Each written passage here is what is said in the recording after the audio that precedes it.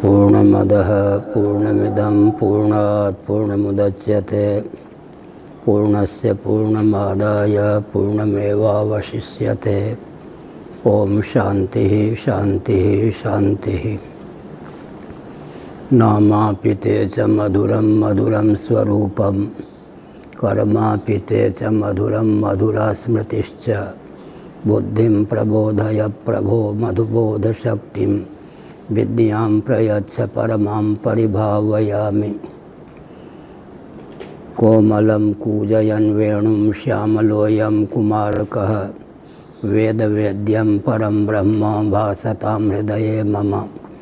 कूजन्तं राम रामेति मधुरं मधुराक्षरम् आरुह्य कविताशाखां वन्दे वाल्मीकिकोकिलं।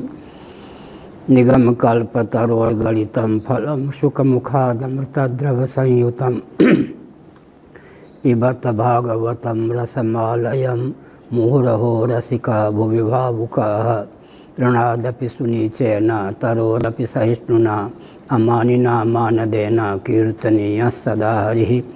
शिवाय नमः शिवलिंगाय नमः नारायणाखिलगुरो भगवन्नमस्ते तन्मे मनः शिव संकल्पमस्तु। सर्वे भवन्तु सुखिनः। नारायण।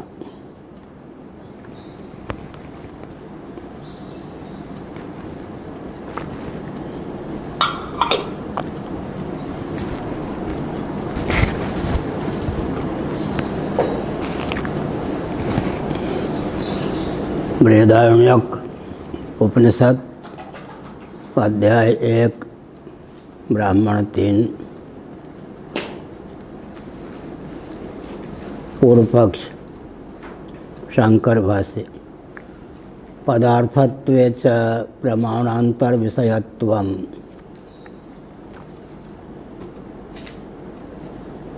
अतो असदेतत् इति चेत्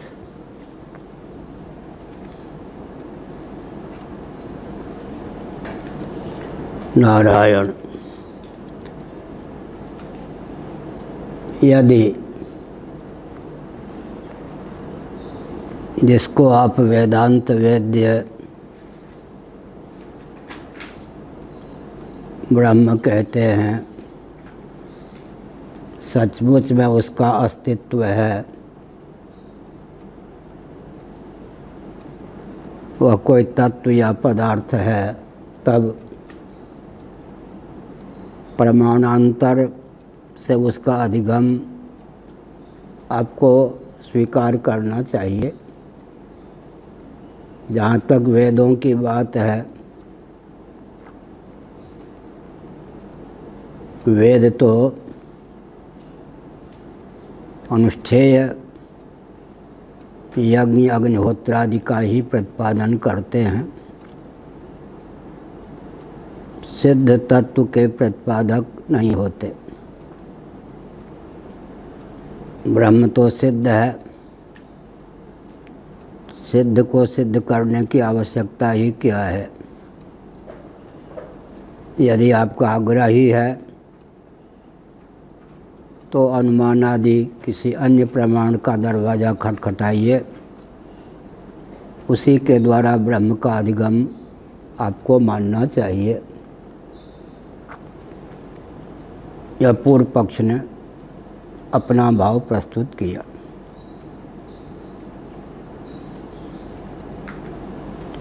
कारण क्या है? अतो असदेतत् इति। वाक्यार्थ हो सकता है, पदार्थ हो सकता है।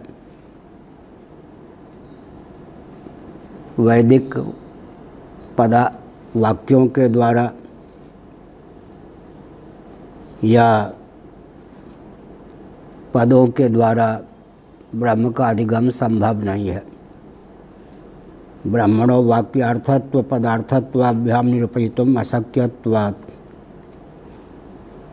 ऐसी स्थिति में वैदिक समधिगम्य ब्रह्म है, यह प्रलाप आपका उचित नहीं है। उत्तर पक्ष न अस्ति मेरुर्वर्ण चतुष्टयोपेता इत्येवमादौ अननुष्ठेयेपि वाक्य दर्शनात्।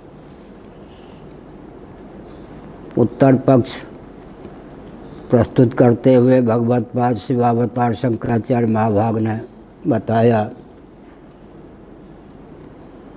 मेरु वर्ण चतुष्टयोपेत है।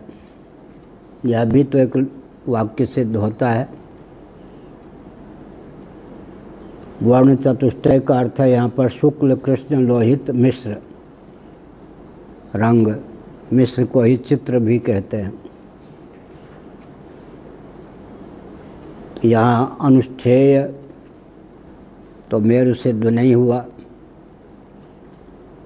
मेरुर्वर्ण चतुष्टयोपेतः अस्ति मेरुर्ब्रह्म चतुष्टयोपेतः।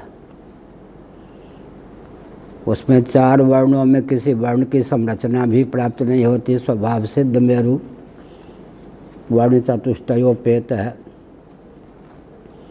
तो जैसे मेरु का प्रतिपादक कोई लौकिक वाक्य हो तो उसे मानना पड़ेगा कि वो सिद्ध पदार्थ का तत्व का निरूपक है। समान वाचो युक्ति से वेद वचन भी सिद्ध के प्रतिपादक हो सकते हैं। आपने जो कहा था कर्तव्य इत्यादि 5 प्रकार के शब्दों में किसी एक प्रकार के शब्द का भी उपयोग न हो तो वाक्य की संरचना सैकड़ों शब्दों के द्वारा भी संभव नहीं है। आपकी इस मान्यता पर पानी फेरने के लिए यह लौकिक वाक्य ही पर्याप्त है। अस्ति मेरुर्वर्ण चतुष्टयोपेतः है। इस प्रकार के जो वाक्य हैं अननुष्ठेय होने पर भी वाक्य तो माने जाते हैं, किसी प्रकार के दोष से युक्त नहीं है। ये वाक्य अपने अर्थ प्रकट करने में पूर्ण समर्थ हैं। आखिर शब्द और वाक्य की जो प्रवृत्ति होती है अर्थागम के लिए होती है, अर्थ की सिद्धि के लिए, निष्पत्ति के लिए होती है। अस्ति मेरुर्वर्ण चतुष्टयोपेतः। इस वाक्य के द्वारा 4 रंगों वाला मेरु पर्वत है ऐसा ज्ञान हो जाता है। तो अर्थागम में यह वाक्य, अर्थ के अधिगम में यह वाक्य पर्याप्त है, इसमें कोई त्रुटि भी नहीं है।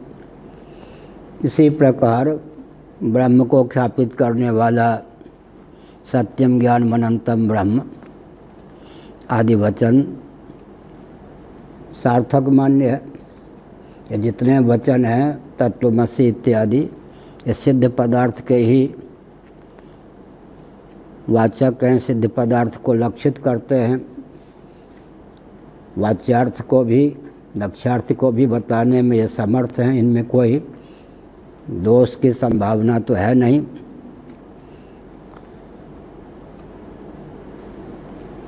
न च मेरुर्वर्ण चतुष्टयोपेता इत्येवम् आदि वाक्य श्रवणे मेर्वादावनुच्छेयत्व बुद्धि उत्पद्यते। अब अस्ति मेरुर्वर्ण चतुष्टयोपेता इस वाक्य के द्वारा मेरु का ज्ञान तो हो गया कि 4 वर्णों से युक्त मेरु है। आपका जो कथन था वाक्य का पूरा लक्षण भी चरितार्थ हो गया और कोई अनुष्ठेयत्व की बुद्धि भी नहीं बनी।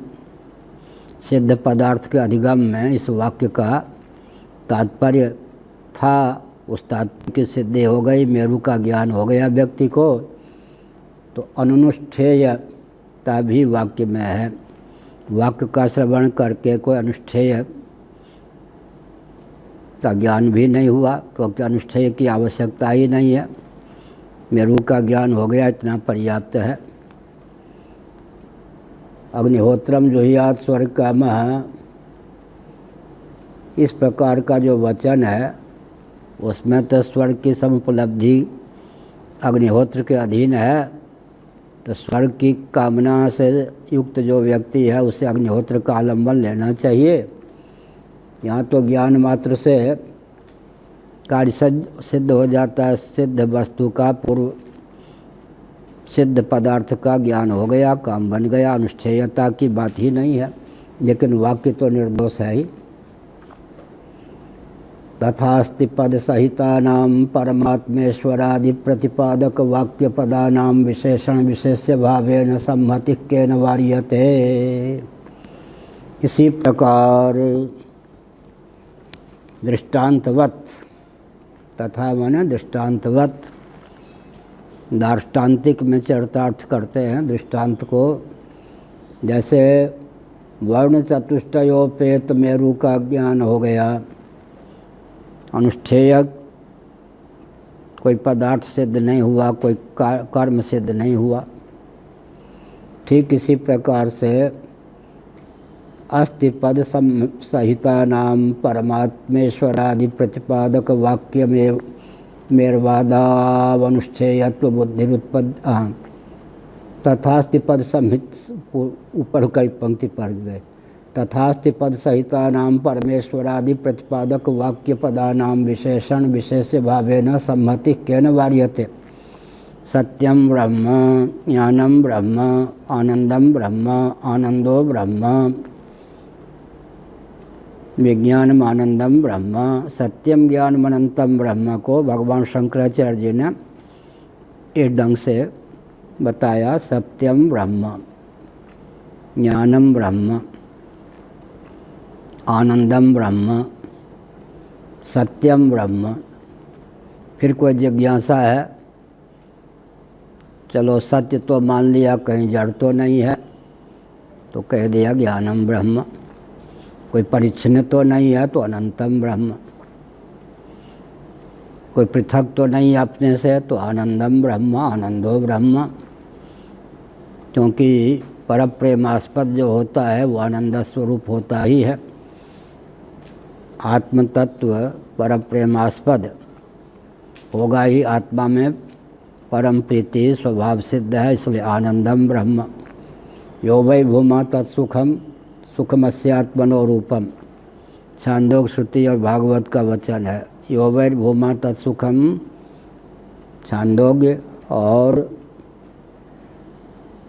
सुखमस्यात्मनो रूपम श्रीमद् भागवत का वचन है। इसका मतलब अल्प नहीं, भूमा, प्रेमा, भूमा, ये सब शब्द बनते हैं व्याकरण के अनुसार। तो भूमा तत्व है, बृहत तत्व है, वही सुख रूप है।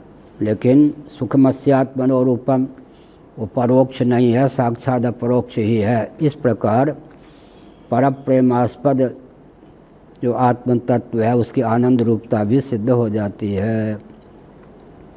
पंचदशी के प्रथम प्रकरण के अनुसार जो नित्य होता हुआ, सत्य होता हुआ, स्वप्रकाश या चित्त हो, वह आत्मा है। और जो आत्मा है परप्रेमास्पद होने के कारण आनंद स्वरूप भी है। आत्मा की सिद्धि के लिए सच्चित होना आवश्यक है। जो सच्चित है वो आत्मा है, जो आत्मा है वो परप्रेमास्पद होने के कारण आनंद स्वरूप भी है। इस प्रकार आत्मा की सच्चिदानंद रूपता सिद्ध होती है और लक्षण साम्य से वस्तु साम्य के कारण ब्रह्म रूपता भी सिद्ध हो जाती है। पंचदशी के प्रथम प्रकरण का सारांश हमने बताया। पद सहितानाम, पद सहित परमात्मेश्वरादि प्रतिपादक वाक्य पदानाम, वाक्य और पद दोनों का उल्लेख किया। पदों की सम्मति, पदों का समूह होगा, सार्थक पदों का तालमेल जिस ढंग से बैठाना चाहिए उस ढंग से अगर पदों का विन्यास किया गया है तो वाक्य बन जाता है। पदार्थ और वाक्यार्थ दोनों के द्वारा तात्पर्य की अभिव्यक्ति हो जाती है। यहाँ भी भगवान शंकराचार्य जी ने परमात्मा और ईश्वर दोनों शब्दों का युगपद प्रयोग किया। परमात्मेश्वर,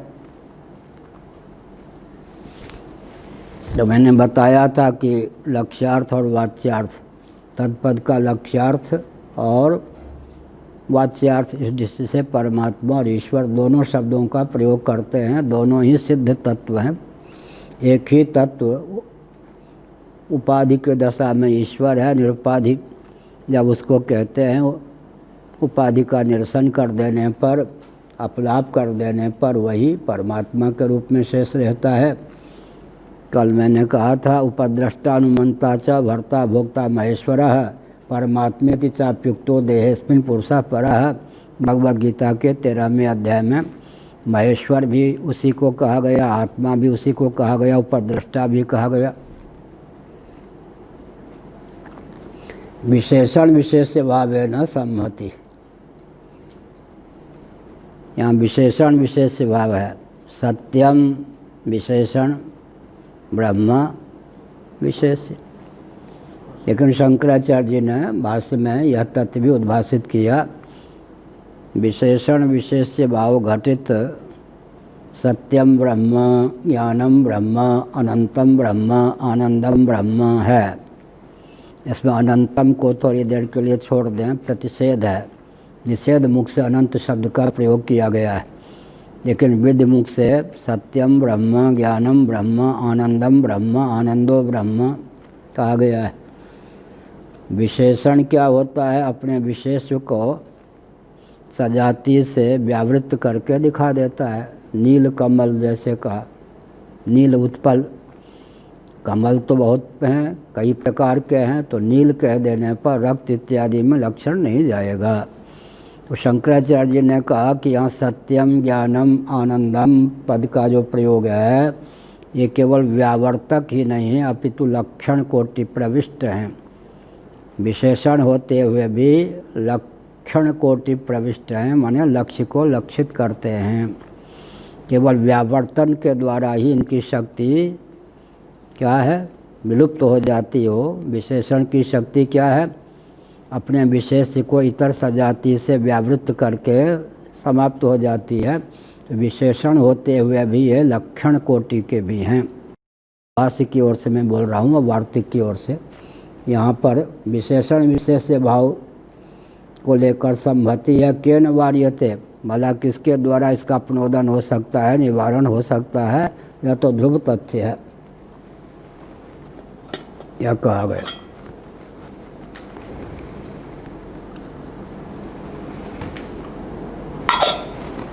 सत्यम ज्ञानम ब्रह्म जब बोलते हैं, सत्यम ब्रह्म ज्ञान ब्रह्म, तब के लक्षित करते हैं ब्रह्म। वहाँ पे तो विशेषण है कि लक्षण? मैंने बताया विशेषण होता हुआ केवल विशेषण नहीं है, लक्षण भी है। विशेषण क्या करेगा? केवल व्यावर्तक होगा। लक्षण क्या करेगा? लक्ष्य को इंगित भी करेगा।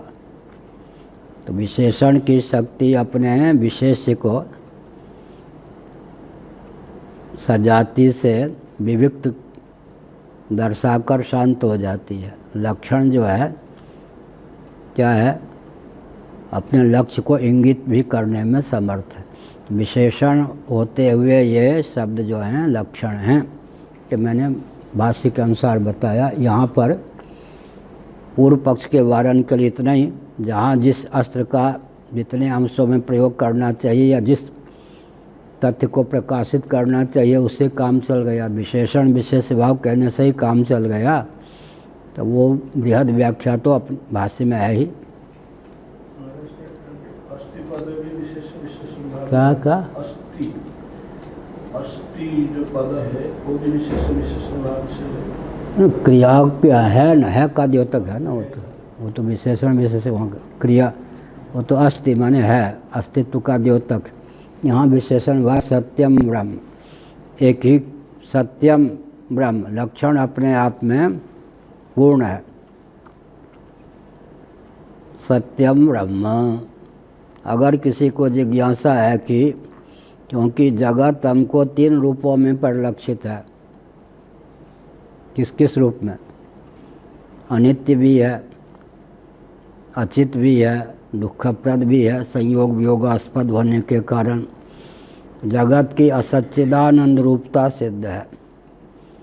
तो व्यावर्तन की दृष्टि से जगत जैसा है ठीक उससे विलक्षणता का आधान करने के लिए सत्यम भी कहा, ज्ञानम भी कहा, आनंदम या आनंद भी कहा। आनंदो ब्रह्म भी है, आनंदम ब्रह्म दोनों बनता है। व्यावर्तन यानी ठीक विपरीत। असतो मा सत गमय, यहाँ भी जगत के लिए असत और ब्रह्म के लिए सत। असतो मा सत गमय तमसो मा ज्योतिर्गमय, जगत के लिए अचित तमस, ब्रह्म के लिए ज्योति प्रकाश ज्ञान चित्त।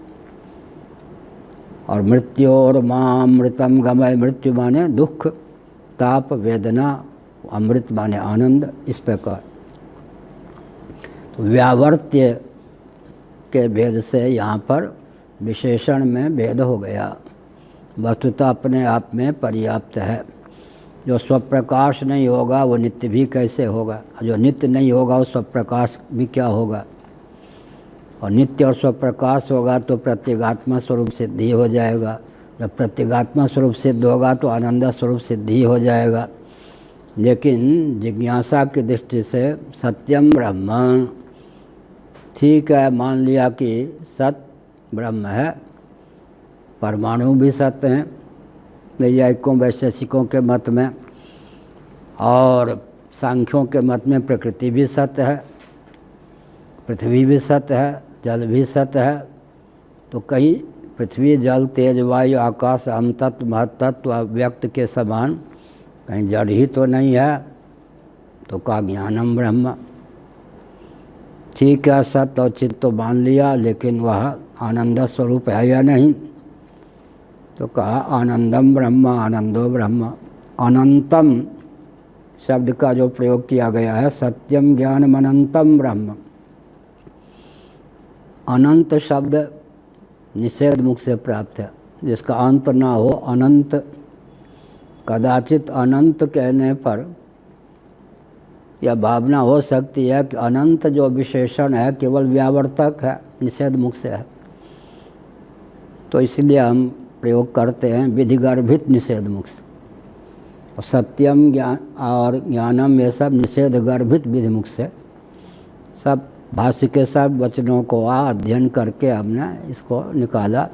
कहीं विधि गर्भित निषेध मुख से, कहीं निषेध गर्भित विधि मुख से वेदों की प्रवृत्ति होती है। ऐसा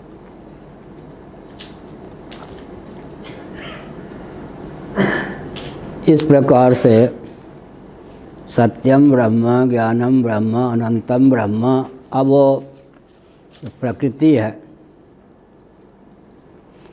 उसके ठीक जगत जो है उसके ठीक विपरीत ही परमात्मा तत्व है। बहुत विचित्र बात है। यह सच्चिदानंद है। जगत को असत कहने में संकोच क्यों? जब जगत को असत कहा जाता है तो असत का अर्थ अनित्य होता है। तो कार्य कोटि का जो पदार्थ है वो तो अनित्य होगा ही। कम से कम पृथ्वी जल तेज वायु आकाश को तो अनित्य मानना ही पड़ेगा। कार्य भी है तो नित्य कैसे होगा? अनित्य तो मानेंगे ही। जगत माने कार्य कोटि प्रविष्ट पदार्थों का संवेद स्वरूप। ये पृथ्वी आदि को अनित्य क्यों मानेंगे? क्योंकि ये सांख्य प्रस्थान वेदांत प्रस्थान के अनुसार कार्य हैं। जो कार्य होता है वर्थक क्रियाकारी होने पर भी अनित्य तो होता है। अनित्य का ही दूसरा नाम असत हो जाता है। क्योंकि विलोम शब्द क्या होगा? जब हम ब्रह्म को सच्चिदानंद कहेंगे तो सत का विलोम असत ही होगा ना। नित्य कहेंगे तो अनित्य हो जाएगा। और सत जब हम कहेंगे, जैसे दिन कहेंगे तो रात्रि, रात्रि कहेंगे तो दिन। जब हम ब्रह्म को सच्चिदानंद कहते हैं तो ठीक उसके विपरीत शब्दों का प्रयोग जगत के लिए करना होगा या नहीं? सत के विपरीत शब्द क्या है? असत। चित्त, ज्ञान के विपरीत अचित्त, आनंद के विपरीत दुख। तो जगत असच्चिदानंद है और ब्रह्म सच्चिदानंद है। तो व्यावर्त्य हमारे पास तीन हो गए। अनित्यता का भी व्यावर्तन करना है, जड़ता का भी व्यावर्तन करना है, दुख का भी व्यावर्तन करना है। इसलिए सत्यम ब्रह्म कहने की आवश्यकता है, ज्ञानम ब्रह्म कहने की आवश्यकता है, आनंदम ब्रह्म या आनंदो ब्रह्म कहने की आवश्यकता है, यह अभिप्राय। अब यहाँ विचित्र बात है, पंचदशीकार विद्यारण स्वामी जी ने इन तथ्यों को अभिव्यक्त किया है। पंचदशी में माया कार्यकोटि के जो पदार्थ हैं वो पृथ्वी आदि हैं। माया में, माया को क्या कहेंगे? वो तो कार्यकोटि का पदार्थ नहीं है, उसको अनित्य कैसे कहेंगे, असत कैसे कहेंगे? अचित तो कह ही सकते हैं, माया को अचित तो कह सकते हैं, जड़ है। सांख्यों के मत में भी प्रकृति जड़ ही है और अनात्मा होने के कारण उसका संगम दुख में हेतु है, ये भी कह सकते हैं। असत कैसे कहेंगे माया को? तो इसके लिए कहा गया कि ब्रह्म ज्ञान से बाध योग्य है। अधिष्ठान ब्रह्म जो तत्व है उसमें प्रकृति भी अध्यस्त ही है। इस दृष्टि से केवल अचित ही नहीं बल्कि असत भी है। प्रकृति बाध योग्य होने के कारण असत। अब वो असत्ता का भी अभिव्यंजक चाहिए, जड़ता का भी अभिव्यंजक चाहिए, दुख का भी अभिव्यंजक संस्थान चाहिए। माया की अभिव्यक्ति किन किन पदार्थों से होती है? माया की असच्चिदानंद रूपता है। तो नर श्रृंग आदि के माध्यम से मनुष्य के सिंह, शश श्रृंग आदि के माध्यम से क्या होगा? असत्ता का ज्ञान होगा, असत पदार्थ हुए। और जो घटपट आदि हैं, वृक्ष आदि हैं, उनके माध्यम से जड़ता की अभिव्यक्ति हो जाती है। इस प्रकार से रजोगुण के माध्यम से दुख की अभिव्यक्ति हो जाती है, तमोगुण असत्ता, और तमोगुण के माध्यम से जड़ता की अभिव्यक्ति हो जाती है। अब जैसे दिति के गर्भ से उत्पन्न होने पर भी जो मरुदगण थे वो इंद्र के सौतेले भाई के क्या हो गए? अनुगामी हो गए। सत्वगुण क्या करता है? सत्वम रजस तम इति गुणाः प्रकृति संभवा निबधनन्ति महाबाहो देहे देहिनम अव्ययम। वो अनुगमन करता है बिल्कुल सच्चिदानंद का। स्वयं सत्य न होने पर भी, स्वयं चित्त न होने पर भी, स्वयं आनंद न होने पर भी सत्ता चित्ता प्रियता का अभिव्यंजक सत्वगुण है। तत्र सत्वम निर्मलत्वात् प्रकाशक बनामयम सुख संगेन वधनाति ज्ञान संगेन चानघ। तमोगुण के माध्यम से माया की प्रपंच की जड़ता व्यक्त हो जाती है। रजोगुण के माध्यम से दुख रूपता व्यक्त हो जाती है। सत्वगुण के माध्यम से सत्ता चित्ता प्रियता तीनों की अभिव्यक्ति हो जाती है। इसलिए सत्वगुण का बहुत महत्व है। अनात्मा होने पर भी, बाध योग्य होने पर भी सत्य जो है सत्ता चित्ता प्रियता तीनों का अभिव्यंजक संस्थान है, यह अभिप्राय है। अब पूर्व पक्ष फिर प्राप्त हुआ।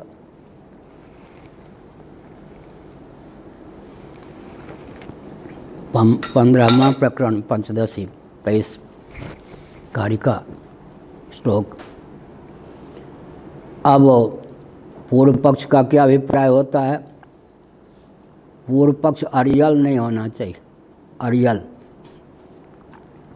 जहाँ तक उत्तर पक्ष ने सहिष्णुता उत्पन्न कर दी वहाँ तक सहिष्णु होकर जितने अंशों में अभी सहिष्णुता उत्पन्न नहीं है उतने अंश में प्रश्न करना चाहिए। एक शंकरानंद थे, ऋषिकेश में रहते थे महात्मा। स्वामी अखंडानंद सरस्वती जी महाराज के शिष्य थे। अपने गुरु को तो कुछ गिनते ही नहीं थे ज्ञान की दृष्टि से, और उनका स्वभाव था, शंकरानंद का नाम रखा था स्वामी अखंडानंद में शंकानंद। शंका करना, उत्तर दे दिए जाएं, फिर ये नहीं स्वीकार करना कि मैं संतुष्ट हूँ, फिर नई शंका कर देना। उस शंका का उत्तर दे दें तो फिर संतुष्ट, ये नहीं कहना कि हाँ पहले समाधान से। तो पूज्य गुरुदेव के पास शंका भेजते रहते थे। पूज्य गुरुदेव हम संपर्क में आए तो हमसे उत्तर दिलवाते रहते थे। उसके बाद हमने सोचा ये व्यक्ति तो बड़ा विचित्र है। विचित्र क्या है? उसको स्वीकार करना चाहिए कि इतने अंशों में मैं सहमत हूँ। पहले जो मैंने शंका की थी उसका उचित समाधान मिल गया, वो कभी नहीं कहने वाला। सात्विकता का भाव, वैश्य कुल के थे वो। तो मैंने उनको व्यक्तिगत रूप से पत्र लिखा कि आप जो प्रश्न करते हैं अंदर की बात बताइए। आप शंकर भाष्य पर आक्षेप करते थे जगह जगह, आपको भगवान शंकराचार्य के भाष्य पर सचमुच में आक्षेप है? इसका अर्थ हुआ कि मूल जो कहता है उसके अनुकूल भाष्य नहीं है, या मूल पर ही आक्षेप है? मुझे लगता है कि आप मूल पर आक्षेप करने से लोगों की दृष्टि में घोर अराजक नास्तिक सिद्ध होंगे, इसलिए शंकराचार्य का बहाना लेकर शंकराचार्य के भाष्य पर आक्षेप कर रहे हैं। तो लिख के दे दिया हमको उत्तर ऋषिकेश से। सच्ची बात है कि मूल पर ही मेरा आक्षेप है। तो हमने कहा हो गया, फिर आप तो वैदिक हैं ही नहीं शास्त्र में आपकी आस्था ही नहीं है। फिर वो बंद हो गए उसके बाद आक्षेप था मूल पर, और क्रोध बजाते थे किस पे? आक्रोश शंका करते थे भाष्य पर। हमको लगा कि शंकराचार्य ने तो जो मूल कहता है उसी को भाष्य के रूप में व्यक्त किया है भाष्य के माध्यम से, तो इस व्यक्ति को मूल पर ही आक्षेप है। तो हमने कहा कि पूज्य गुरुदेव की प्रेरणा से नहीं, मैं स्वतः आपको लिख रहा हूँ स्नेहपूर्वक सम्मानपूर्वक। तो उन्होंने लिख के दे दिया। इतना तो सत्य बोला कि वस्तु स्थिति है कि मुझे तो मूल में ही आशंका है, मूल ही अटपटा लगता है। तो हमने कहा हो गया फिर तो यहाँ तक अब पूर्व पक्ष सहमत हो गया, सहिष्णुता आ गई जिज्ञासु के हृदय में कि सिद्ध तत्व का भी बोधक वेद वचन हो सकता है, जैसे कि लौकिक वचन मेरु का बोधक होता है। अस्थि मेरु है क्या? वेद वाक्य प्रमाण को लेंगे किसमें? जो आत्म तत्व की निर्धारण, वैदिक समाधिगम्य दोनों ही हैं, धर्म और ब्रह्म। लेकिन वेद के अनुकूल जो मनुस्मृति आदि शास्त्र हैं तो वो परतः प्रमाण है। वैदिक समाधिगम्य का अर्थ होता है वेद और वेदानुकूल शास्त्रों के द्वारा ही धर्म और ब्रह्म दोनों का ज्ञान हो सकता है। वेदों का तात्पर्य किसमें है? धर्म और ब्रह्म में। पूर्वोत्तर मीमांसा के माध्यम से वेदों के तात्पर्य को आचार्यों ने व्यक्त किया। पूर्व मीमांसा का प्रारंभ किस सूत्र से होता है? अथातो धर्म जिज्ञासा। उत्तर मीमांसा का प्रारंभ अथातो ब्रह्म जिज्ञासा। जैमिनी जी भगवान वेदव्यास जी के शिष्य थे, तो शिष्य और गुरु ने वेदार्थ को व्यक्त कर दिया दो मीमांसा के माध्यम से, अथातो धर्म जिज्ञासा अथातो ब्रह्म जिज्ञासा। और दोनों की सिद्धि वेदों के द्वारा या वेद और वेदानुकूल शास्त्रों के द्वारा ही, मनवादी स्मृतियों के द्वारा, महाभारत आदि स्मृतियों के द्वारा ही संभव है। तो वेद को नहीं मानेंगे तो न धर्म का बोध होगा न ब्रह्म का बोध होगा। आधुनिक व्यक्ति कह सकते हैं तो हमारा क्या बिगड़ेगा? अरे जिसके जीवन में धर्मनिष्ठा नहीं और भगवत भक्ति रूपा ब्रह्मनिष्ठा नहीं, उसका जीवन सार्थक होगा? जीवन को सार्थक करने वाले दो ही तत्व हैं, धर्म और ब्रह्म।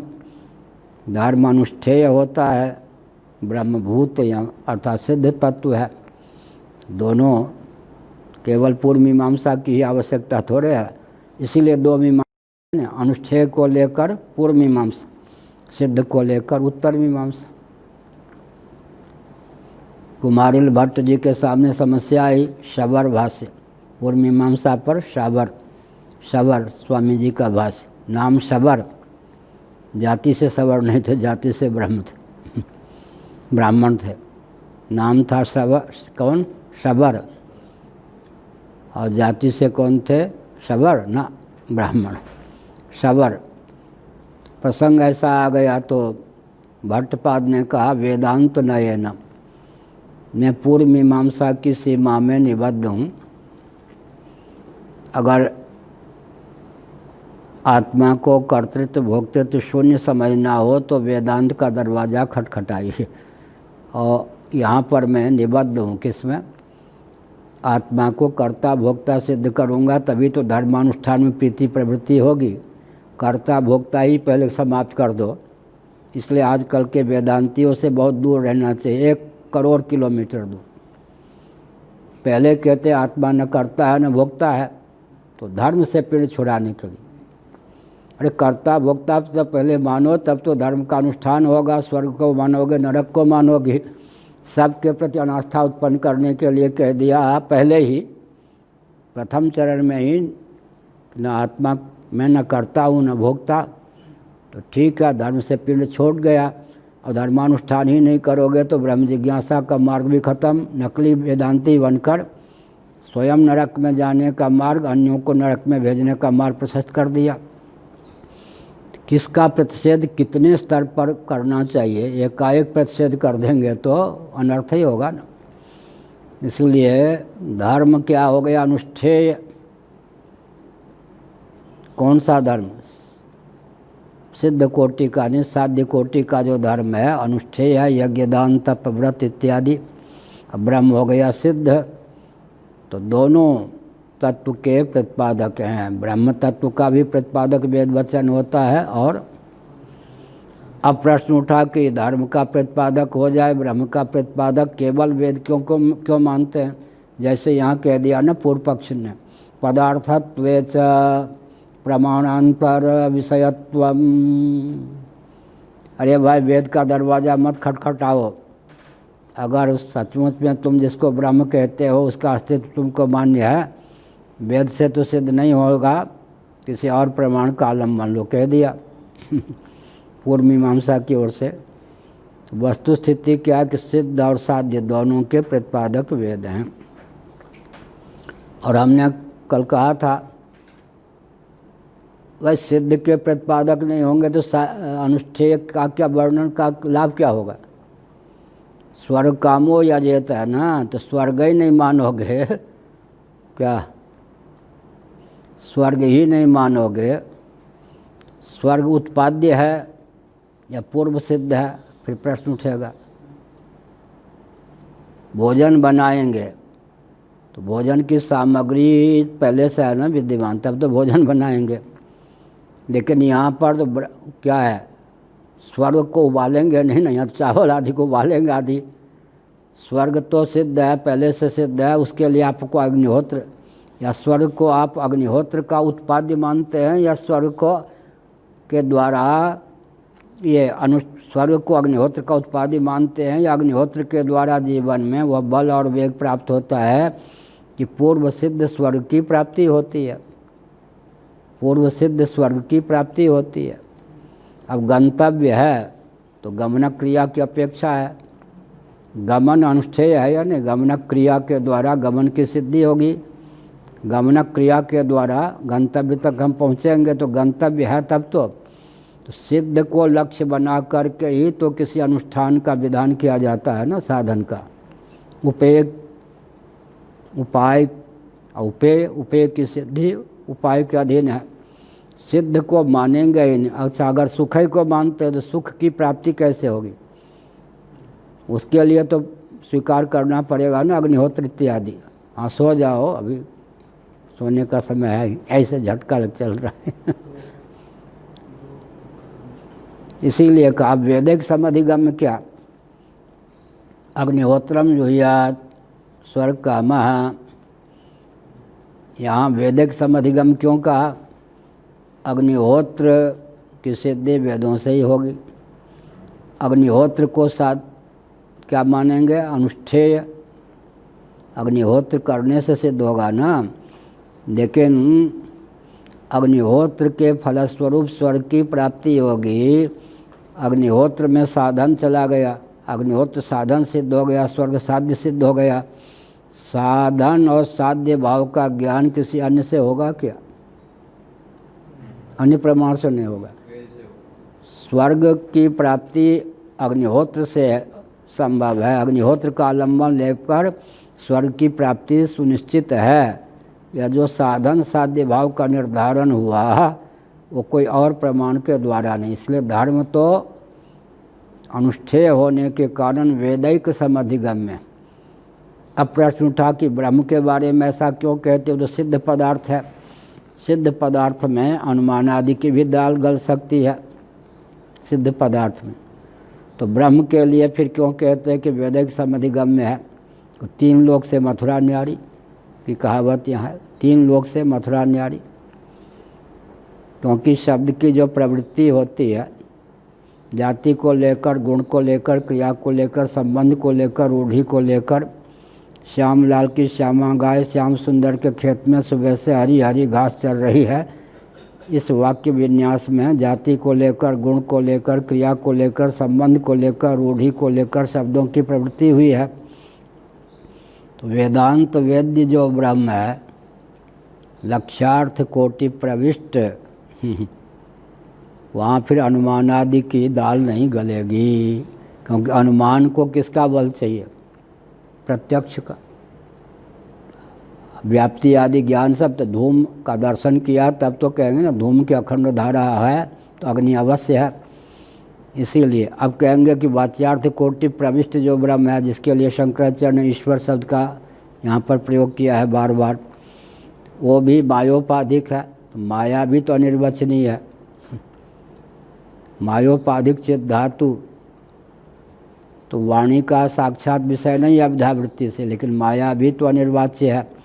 इसलिए वाच्यार्थ कोटि प्रविष्ट ब्रह्म या लक्ष्यार्थ कोटि प्रविष्ट ब्रह्म या उभय ब्रह्म दोनों को वैदिक समधिगम्य मानना पड़ेगा। 3 लोक से मथुरा नारी दृष्ट श्रुत जो पदार्थ हैं, आश्चर्यवत पश्चात कश्चिदेनम कठोपनिषद,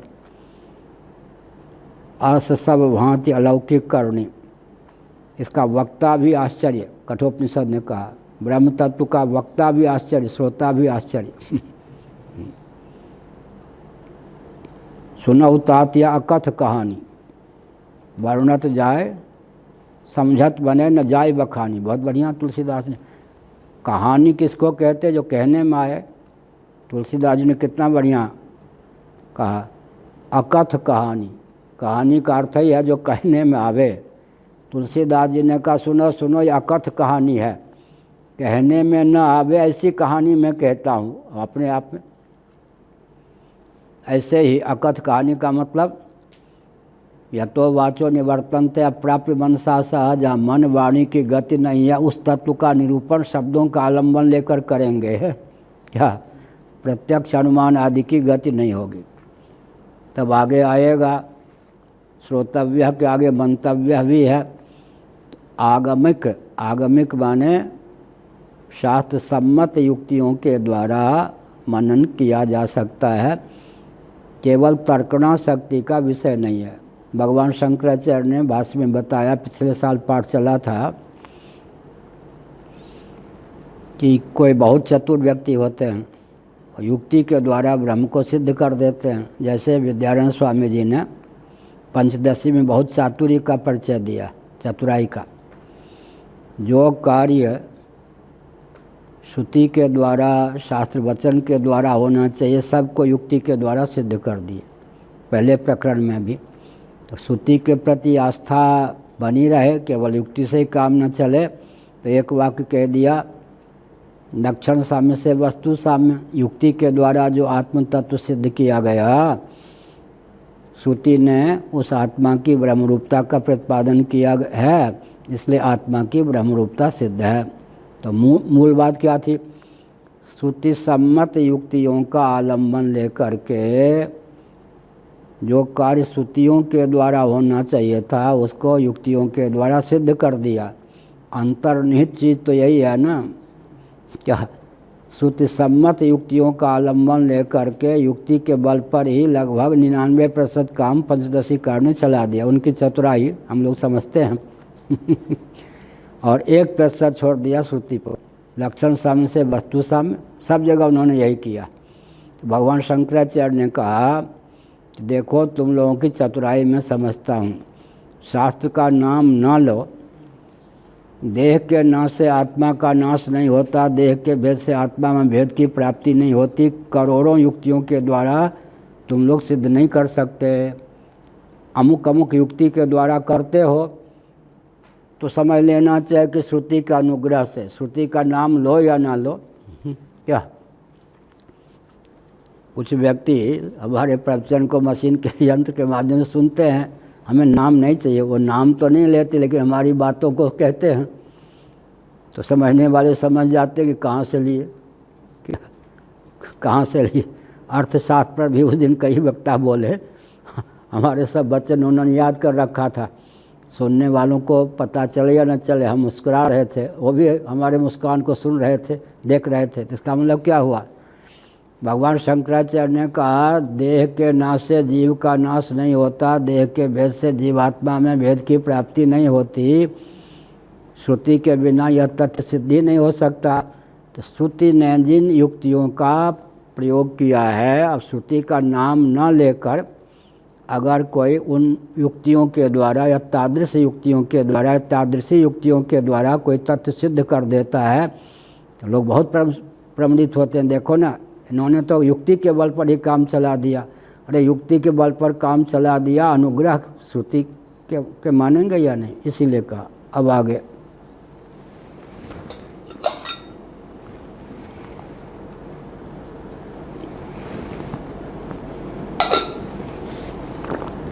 महाभारत में आया है, पंचभूतों से अतीत जो तत्व है वहाँ तर्क की गति क्या होगी, नहीं हो सकती। इसलिए वो श्रुति के समधिगम्य धर्म और ब्रह्म। अब श्रुति को नहीं मानेंगे धर्म और ब्रह्म का ज्ञान नहीं होगा, मनुस्मृति को नहीं मानेंगे धर्म और ब्रह्म का ज्ञान नहीं होगा। हमारा क्या बिगड़ा, बना क्या ये तो पूछो। लोग कहते हैं हम श्रुति को नहीं मानेंगे, शास्त्र को नहीं मानेंगे तो हमारा क्या बिगड़ जाएगा। तो उल्टा पूछना चाहिए, बनेगा क्या ये तो बताओ, बना क्या ये तो देखो। आप कहते हो बिगड़ेगा क्या, तो बना क्या ये तो देखो। जन्म मृत्यु की अजस्र परंपरा का उच्छेद तो आप कर नहीं सकते हो श्रुति के बिना, शास्त्र के बिना। तो बनने का भ्रम ही है या बनता भी कुछ है, बनने का भ्रम ही है भौतिकवादियों को, या बनता भी कुछ है। बिगड़ता क्या है, बृहदारण्यक के भाष्य में पिछले साल बताया गया, जितने देहात्मवादी होते हैं मरने के बाद पूर्व जन्म मानो या न मानो, पुनर्जन्म मानो या न मानो, यमराज के यहाँ ये सेकुलर संविधान जाएगा क्या। यमराज जो निर्णय देंगे सेकुलर संविधान के बाद के द्वारा, भारत में जो स्वतंत्रता के बाद संविधान बना है उस संविधान वहाँ पर उनके कोर्ट में इस संविधान की पहुँच होगी क्या। सुप्रीम कोर्ट में पहुँच हो सकती है, भारत में हाई कोर्ट में, लोअर कोर्ट में, यमराज के जो कोर्ट हैं, न्यायालय हैं, वहाँ पर इस संविधान के आप पूर्वजन्म मानो या ना मानो, आपके मानने से क्या होता है। शंकराचार्य ने लिखा देहात्मवादी मरने के बाद स्थावर योनि को प्राप्त होते हैं, वृक्षादि बनते हैं। यही हो गया, वृक्षादि बनते हैं, पिछले साल भाषण में के माध्यम से सिद्ध हो गया। तो इसका मतलब भौतिकवाद का पर्यवसान स्थावर योनि की प्राप्ति है, स्थावरत्व, स्थावर योनि की प्राप्ति। क्या क्या कह रहे हैं, बद्री नारायण में 5 शिला है, नारद नाम से इत्यादि, वो शिला जो प्राप्त होते हैं वो कैसे माना जाएगा, स्थावर या कुछ अलग? ये कौन सा प्रश्न हुआ। स्थावर जो जन्म लेते हैं जब शिला रूप से प्रकट हुए हैं। पाहन हो तो कहा बस मेरो रसखान को ढूंढिए, फिर वहाँ रसखान जी आ जाएंगे। क्या कहा, कर्म वो पूर्वजन्म पुनर्जन्म मानते थे ना, अगर कर्म के वशीभूत होकर हे प्रभु मुझे पत्थर ही बनना हो तो उस को गोवर्धन का कोई अंश बना देना ताकि भगवान छू लें।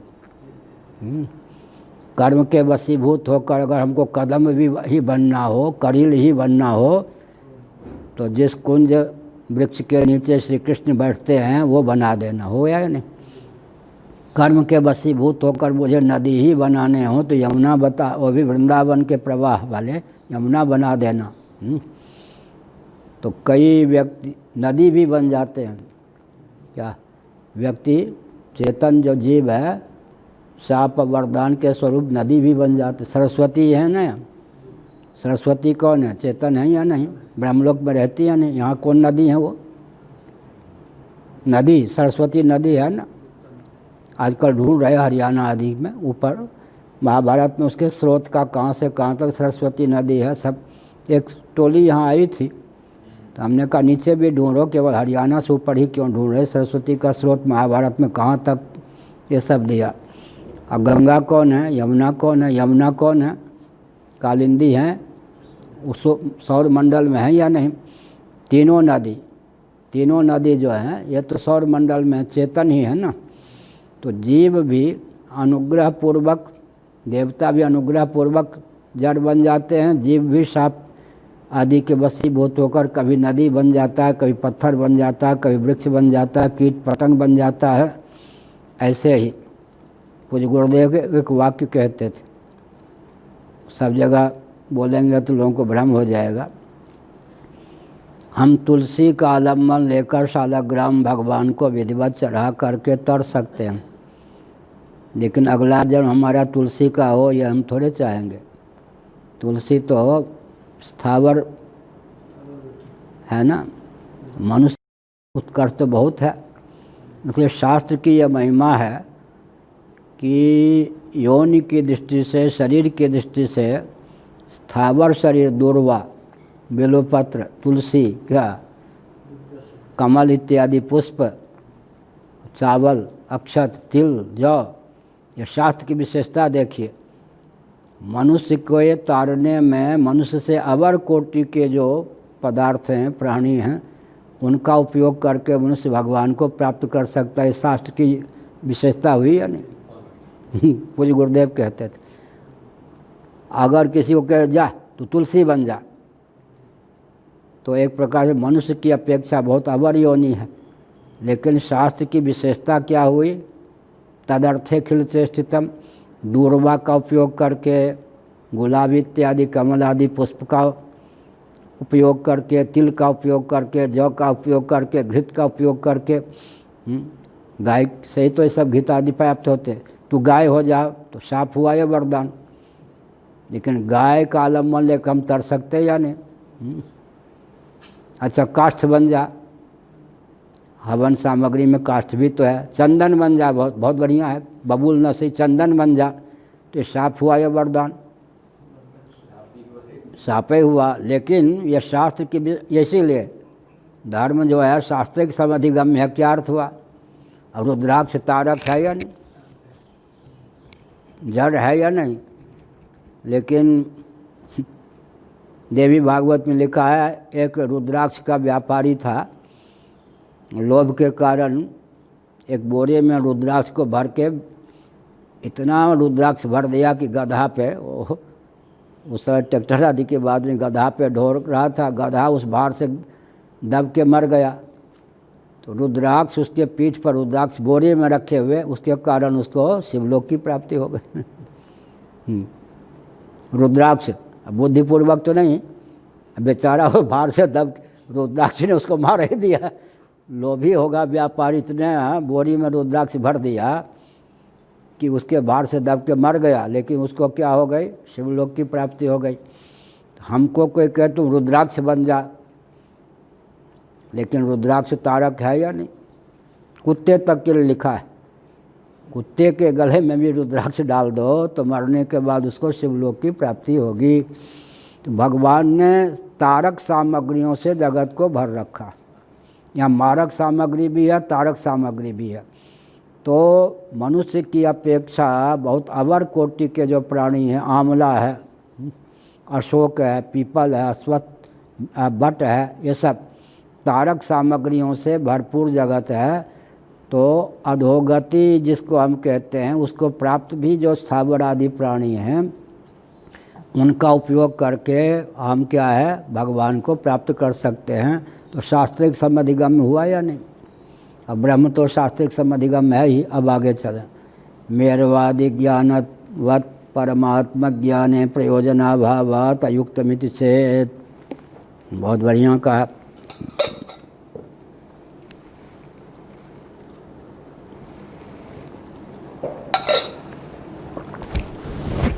ठीक है जी, हमको लौकिक वाक्य के द्वारा 4 वर्णों से युक्त मेरु है इसका ज्ञान हो गया। हमारा मतलब क्या सा था?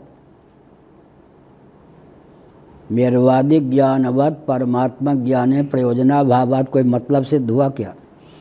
मेरु आदि सिद्ध पदार्थ का ज्ञान हो गया, माउंट एवरेस्ट का ज्ञान हमको हो गया, उसे हमारा क्या मतलब सा था? ऐसे परमात्मा सिद्ध पदार्थ है, मान लो उसका हमको ज्ञान हो गया तो कुछ प्रयोजन की सिद्धि होनी चाहिए। इतनी सहिष्णुता आ गई पूर्व पक्ष करने वाले में, माने हम लोगों को इतना सहिष्णु भाष्य के माध्यम से भाष्यकार भगवान ने बना दिया कि सिद्ध पदार्थ का ज्ञान भी वेदों के द्वारा होता है। वेदों के शब्द और उन शब्दों के विन्यास से वाक्य की जो संरचना होती है उसके द्वारा सिद्ध पदार्थ का ज्ञान हो सकता है। लेकिन सिद्ध पदार्थ का ज्ञान हो जाने पर भी लाभ क्या हुआ? उसे क्या हुआ? प्रयोजन की, किस प्रयोजन की सिद्धि हुई? लोग कहते घटपट घटपट आप लोग करते रहते हो, भूख लगने पर तो भोजन से ही भूख की निवृत्ति होती, घटपट से क्या होगा? घटपट से क्या होगा? एक तो हमको शास्त्रों के पढ़ने से 50 दिव्य चीज़ें मिली हैं, एक ये भी ये मिले कि ऋषि मुनि तो इन शास्त्रों की संरचना करते थे, शास्त्रों का अध्ययन करते रहते थे। योगक्षेम कैसे वहन होता था? सेठ साहूकार राजा महाराज से भी प्राय दूर ही रहते थे, कंद मूले सब जो कुछ। तो हर विद्या का फल लिखा है, तदर्थ प्रयास न करने पर भी उस विद्या का फल लिखा है, उसके फलस्वरूप अन्न जल आदि की प्राप्ति होगी। अपने धर्म का पालन करने पर लक्ष्मी की प्राप्ति स्वतः होगी। बाहर से जितना प्रयास कर सकते हो करिए, इसका मतलब अवान्तर फल की सिद्धि भी इसके द्वारा होती। तो व्यक्ति स्वाध्याय के द्वारा इष्ट देवता का भी साक्षात्कार हो सकता है योग दर्शन के अनुसार, तो नीचे की वस्तु क्यों नहीं मिलेगी? इसलिए योगक्षेम वहन करने की क्षमता स्वाध्याय इत्यादि में स्वतः है। इससे उस अपूर्व की प्राप्ति होती है जिससे व्यक्ति का लौकिक जीवन भी सुखद होता है। तो मेरु आदि का ज्ञान मान लिया कि वाक्यों के द्वारा होता है, तद्वत वैदिक शब्दों का और उन शब्दों से संवेत वाक्यों के माध्यम से ब्रह्म का, ईश्वर का ज्ञान हो भी गया। उससे प्रयोजन, किस प्रयोजन की सिद्धि हो सकती है? कोई प्रयोजन तो सिद्ध नहीं होगा, तो व्यर्थ ही गया परिश्रम ना। ऐसा कहना ठीक नहीं। ब्रह्म विदाप्नोति परम भिद्यते हृदय ग्रंथि इति फलश्रवणात्। जब श्रुति के द्वारा वेद का ज्ञान होता है, इतना तुमने मान लिया, तो श्रुति के द्वारा जो फल, श्रुति ने जिन जिन फलों का प्रतिपादन किया है या जिस फल का प्रतिपादन किया उसको भी तो मानने के लिए तुम बाध्य हो। विद्यते हृदय ग्रंथि ब्रह्म विदाप्नोति परम। ब्रह्मवेत्ता जो है वो परम तत्व को प्राप्त कर लेता है, मतलब जिस ब्रह्म को जानता है वो ब्रह्म ही हो जाता है, क्योंकि पहले से ही आत्मा ब्रह्म स्वरूप है। विद्यते हृदय ग्रंथि छिद्यन्ते सर्व संशया क्षीयन्ते चासि कर्माणि तस्मिन् दृष्टे परावरे परअवर। सर्व रूपों में जो अभिव्यक्त है, सर्वातीत होता हुआ वो जो ब्रह्म है, हृदय ग्रंथि छिन्न भिन्न हो जाती है, चिज्जडक ग्रंथि का भेदन हो जाता है। चिज्जडक ग्रंथि का भेदन होते ही कर्तृत्व भोक्तृत्व ये सब समाप्त हो जाते हैं। जन्म मरण के अनादि अजस्र परंपरा का अत्यंतिक उच्छेद का मार्ग प्रशस्त हो जाता है। इसलिए निरर्थक नहीं है, सार्थक है। ब्रह्मात्म तत्व का बोध जो होगा निरर्थक नहीं होगा, सार्थक होगा। ब्रह्म विदाप्नोति परम भिद्यते हृदय ग्रंथि, बल्कि उसके बिना जितने फल प्राप्त कर लो सब व्यर्थ। क्षीणे पुण्य मर्त्य लोकम विसंति। जो कृतक है वो अनित्य होगा ही, अनुष्ठेय जो होगा वो तो अनित्य होगा ही। अनुष्ठान से जिसकी अभिव्यक्ति होगी, अनुष्ठान के फलस्वरूप जिसकी अभिव्यक्ति होगी, वो सदा हमको प्राप्त ही रहे कह नहीं सकते। इसलिए कहा फल श्रवणात्, फल का श्रवण है। तो जिस प्रकार श्रुतियों के द्वारा ब्रह्म तत्व का बोध हो सकता है, ब्रह्म तत्व का प्रतिपादन श्रुतियाँ करती हैं, उसी प्रकार उस ब्रह्म के बोध का भी तो वर्णन करती हैं। संसार बीजा विद्यादि दोष निवृत्ति दर्शनाच्च, यह कहा अविद्या, काम, कर्म, शोक, मोह, ये सब। तत्र को मोह का शोक एकत्व अनुपश्यतः, ईशावास्योपनिषद।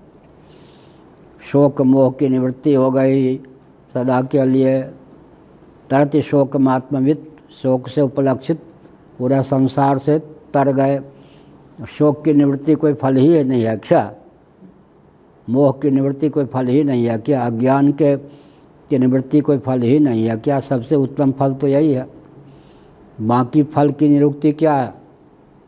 गीता शंकर भाष्य 18 वादे फल, फ माने फले, ल माने झखर जाए, लीन हो जाए। फलगुतया विनश्यति, फल की निरुक्ति भगवान शंकराचार्य जी ने गीता के 18वें अध्याय में की है। फल, फ माने फले, ल माने लीन हो जाए। नश्वर का नाम है फल, नश्वर का नाम है फल।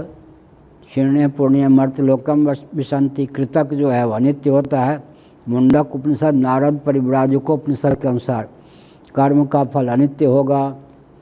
यहाँ ज्ञान का विषय जब आत्मा ही है, परोक्ष ज्ञान अपरोक्ष ज्ञान, ब्रह्म के अस्तित्व का ज्ञान होगा तो असत्वापादक आवरण का नाश हो जाएगा, और आत्मरूपता का ज्ञान होगा तो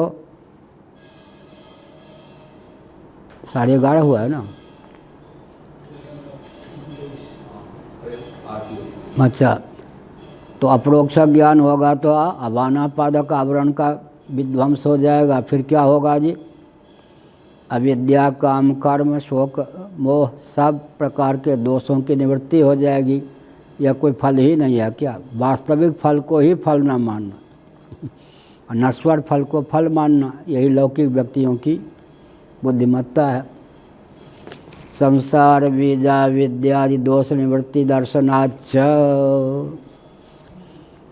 संसार का जो बीज है अविद्यादि दोष, अविद्या, काम, कर्म। हमारा आपका कारण शरीर क्या है, उसमें कौन सा दोष है? अविद्या।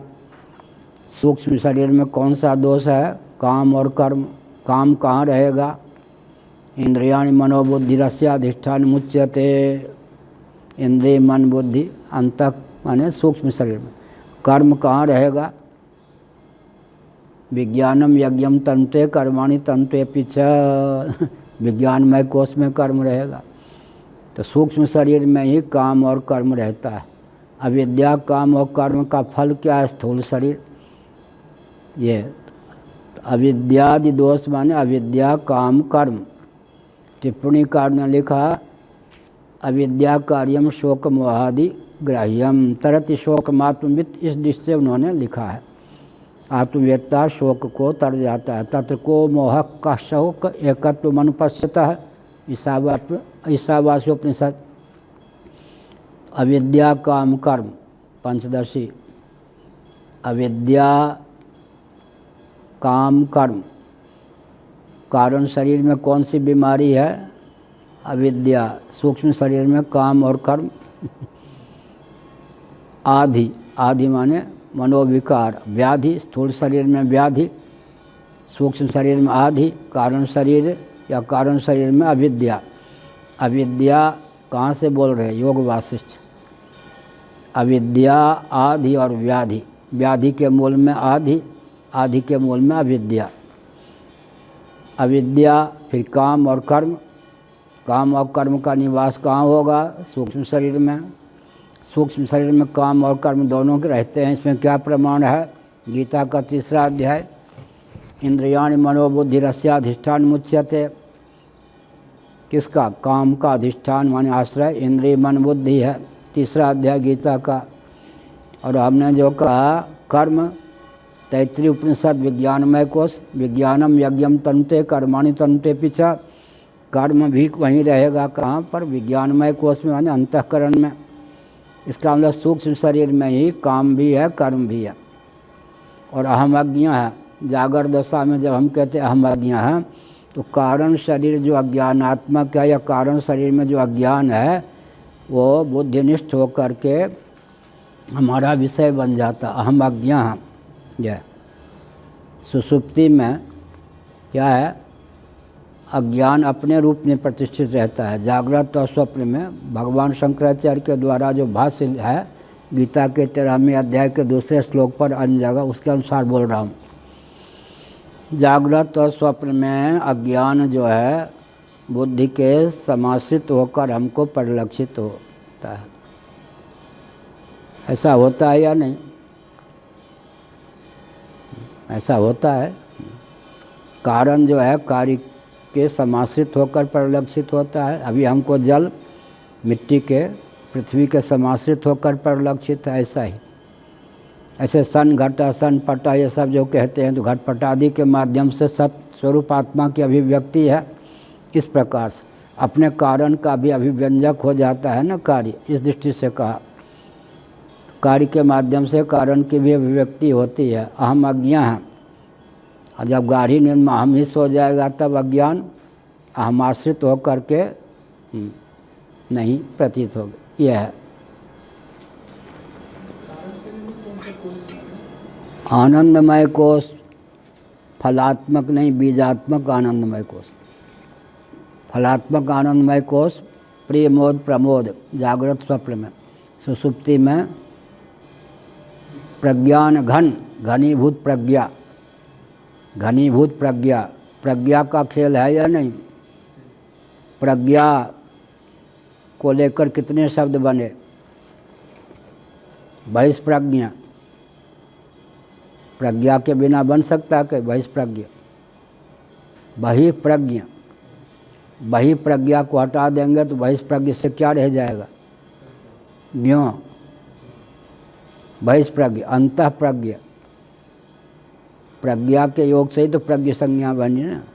और घन प्रज्ञा, सुषुप्ति में हम क्या होते हैं? प्रज्ञान घन लिखा है, और पुराणों में स्मृतियों में बहुत बढ़िया इसी लहजे में है। बहिष्प्रज्ञ की शैली में अंतः प्रज्ञ, ऐसे घन प्रज्ञ। तो प्रज्ञा हटा दीजिए तो जीव क्या रह गया? ज्ञप्ति मात्र ब्रह्म। प्रज्ञा, प्रज्ञोपाधिक चित धातु का नाम जीव है। क्या एक लक्षण बन गया तत्काल? प्रज्ञोपाधिक चित धातु का नाम जीव है। प्रज्ञों, प्रज्ञा के कितने भेद हो गए? 3। कौन कौन? बहि, अंतः और घन।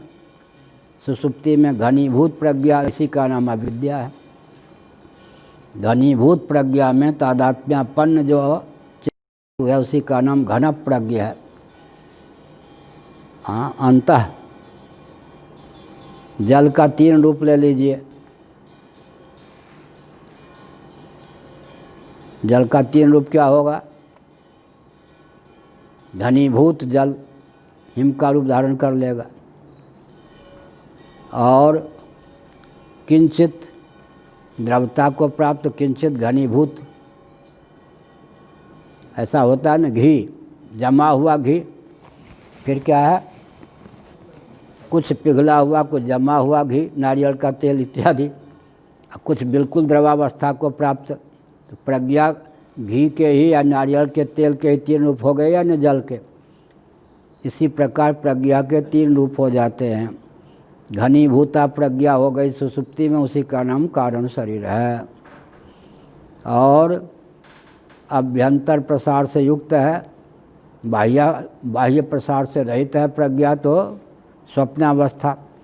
अंतःप्रज्ञ हम हो गए, सुषुप्ति में घन प्रज्ञ हो गए, बाह्याभ्यंतर प्रचार प्रसार से युक्त है प्रज्ञा तो बहिष्प्रज्ञ हो गए, बहिष्प्रज्ञ अंतःप्रज्ञ घन प्रज्ञ। तो मूल रूप से हमारी उपाधि क्या हुई? स्थूल शरीर अपनी जगह है, सूक्ष्म शरीर अपनी जगह है, सूक्ष्म शरीर का ही सार ले लिया हमने, प्रज्ञा कह दिया। क्षेत्रज्ञ है ना, ऐसे प्रज्ञ, प्रज्ञ ना प्रज्ञ अप्रज्ञ, प्रज्ञ शब्द का प्रयोग मांडूक्य उपनिषद में है या नहीं? प्रज्ञ, प्रज्ञ में विशेषण क्या लगाएंगे? घन अंतः बहि। प्रज्ञ हमारा मौलिक रूप हुआ, फिर प्रज्ञ में प्रज्ञा हटा देंगे तो प्रज्ञ माने प्रकर्षण ज्ञाता। प्रज्ञ जब घन प्रज्ञ में, अंतः प्रज्ञ में, बहिष्प्रज्ञ में, अंतः बहि घन को हटा दीजिए तो क्या रह गया? प्रज्ञ। तीनों अवस्थाओं में हम क्या रह गए? प्रज्ञ। अब अंतर भेद क्या हो गया? अंतः बहि और कौन? घन।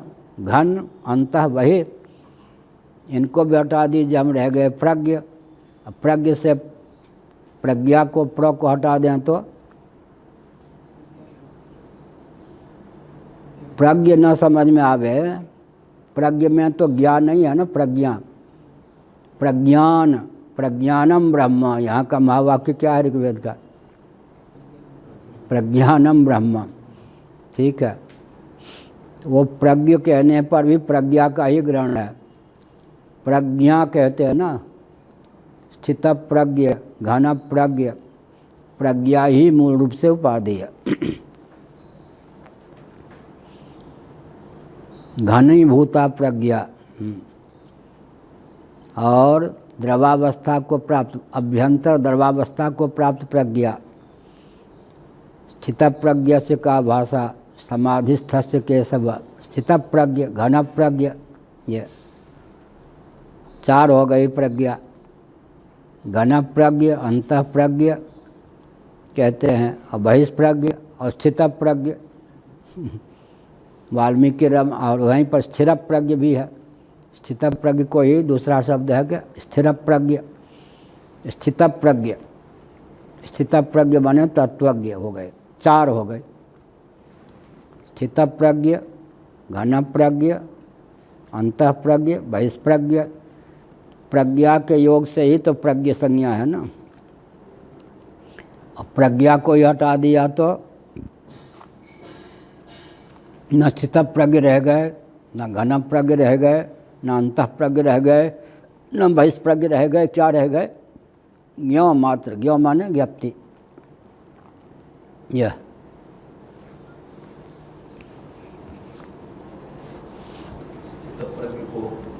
हाँ, अंतःप्रज्ञ के अंतर्गत नहीं ले सकते हैं। किसको? स्थित प्रज्ञ को। अंतःप्रज्ञ तो बद्ध होता है। उसकी उत्कृष्ट अवस्था है। उसका थोड़ा उत्कर्ष ऐसा इस दृष्टि से। किसका? अंतःप्रज्ञ। स्थित प्रज्ञ माने ठीक ठिकाने जिसकी प्रज्ञा है, माने ब्रह्म। स्थित प्रज्ञ ठीक ठिकाने, बहुत मोटी भाषा में ठीक ठिकाने जिसकी प्रज्ञा है, ये तो अंतःप्रज्ञ, स्थित प्रज्ञ। अब स्थित प्रज्ञ के जीवन में समाधिस्थ केशव स्थिति। स्थित प्रज्ञ से क्या भाषा? समाधिस्थ केशव। केशव स्थिति किम प्रभासित किमासित ब्रजेत किम, दो प्रकार से अर्थ करते हैं मधुसूदन जी आदि। समाधिस्थ स्थित प्रज्ञ क्या क्या लक्षण है? व्यवहार दशा को प्राप्त स्थित प्रज्ञ का क्या लक्षण है? समाधिस्थ स्थित प्रज्ञ का क्या लक्षण है? और व्यवहार दशा में स्थित प्रज्ञ का क्या लक्षण है? 5वां अध्याय। नैव किंचित करोमीति युक्तो मन्येत तत्वविद पश्चन श्रवण स्पृशन जिघ्रन, ये सब व्यवहार 9वां 8वां 5वां अध्याय 9वां 8वां श्लोक। ये व्यवहार दशा में क्या? ज्ञप्ति माने अखंड ज्ञान। ज्ञप्ति माने अखंड है। प्रज्ञा का प्राण में विलीन कर दिया जाए सुषुप्ति, और प्रज्ञा का प्राण से तादात्म्य करते हुए समाधि। वो भगवान शंकराचार्य महाराज ने ब्रह्मसूत्र भाष्य में लिखा है।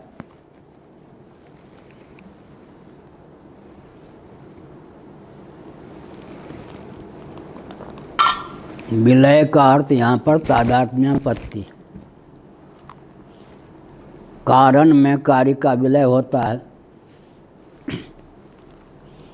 प्राण जो है प्रज्ञा का उपादान कारण नहीं है। सुषुप्ति और समाधि में इतना अंतर है कि सुषुप्ति में प्राण से प्रज्ञा तादात्म्यापन्न हो जाए, अंतःकरण। हाँ, प्रज्ञा माने बुद्धि, बुद्धि का अर्थ है अंतःकरण, और अंतःकरण से प्राण तादात्म्यापन्न हो जाए तो समाधि। लय हो गया, प्राण से तादात्म्यापन्न हो जाए प्रज्ञा, और प्रज्ञा तो प्रज्ञा सो जाती है, लेकिन समाधि में प्रज्ञा सोती नहीं है, प्राण अंतःकरण से तादात्म्यापन्न हो जाता है। इसका फिर अर्थ क्या हो गया? इसका अर्थ हो गया प्राण अपान उदान व्यान समान, ये जो 5 वृत्तियां हैं, इन 5 वृत्तियों से निरुद्ध रहित प्राण मौलिक रूप में शेष रह जाए। प्रज्ञा माने चित्त, प्रज्ञा का अर्थ है चित्त। योग दर्शन के अनुसार चित्त की वृत्तियां कितने हैं? प्रमाण, विपर्यय, विकल्प, निद्रा, स्मृति। सुषुप्ति से एक ऊपर और चले जाएं। सुषुप्ति में कौन सी वृत्ति रहती है? निद्रा वृत्ति। निद्रा वृत्ति से भी ऊपर चले जाएं। 4 वृत्तियों से तो अपने आप उठा देती है सुषुप्ति। निद्रा वृत्ति से भी ऊपर उठ जाएं तब क्या होगा? समाधि हो जाएगी। तो प्रमाण, विपर्यय, विकल्प, निद्रा, स्मृति, 5 वृत्तियों के निरुद्ध हो 5 वृत्तियों के निरुद्ध होने पर जो प्रज्ञा शेष रहे, उससे प्राण अपान व्यान उदान समान, इन वृत्तियों से रहित प्राण एकीभूत हो जाए। तो उस पर भी हमारा बहुत चिंतन है। तो योग दर्शन का प्रश्न उठाया, योग दर्शन में उठाया गया कि वृत्ति का निरोध क्यों आपको अपेक्षित है? वृत्ति प्रमाण, विपर्यय, विकल्प, निद्रा, स्मृति, 5 प्रकार की चित्त वृत्तियां आपको मान्य हैं, तो वृत्ति का निरोध आपको क्यों आवश्यक है? इसलिए आवश्यक 5 प्रकार की चित्त वृत्तियां हैं, तो वृत्ति का निरोध।